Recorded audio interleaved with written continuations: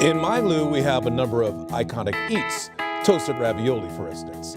Well, now for just the second time since the 1920s, a new trio of brothers is making sure the legacy of a cookie doesn't crumble in Dutchtown.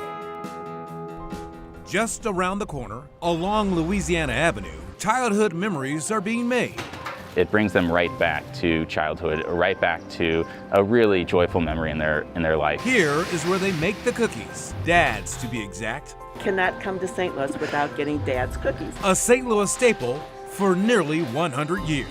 You never realized how embedded in the fabric of St. Louis it is. It's now up to the new owners. I had no idea that somebody as young as you now owned Dad's cookies. Yes, I'm here, the operator on a day-to-day basis.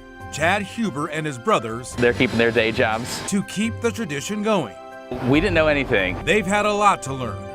A huge adventure, a huge challenge. While the recipes haven't changed, it is absolutely a secret recipe. So over 100 years ago, it came from Scotland, the original Scotch oatmeal.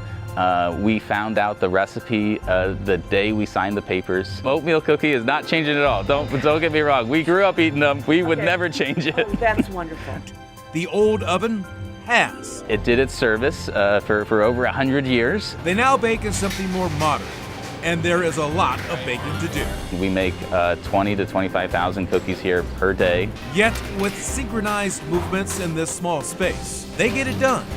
For customers, 100 grocery stores and 150 mom and pop stores worldwide, military bases across the world. Chad Huber doesn't believe that they've bitten off more than they can chew, and he's excited by the idea of keeping Dad's cookies from crumbling for generations to enjoy for years to come.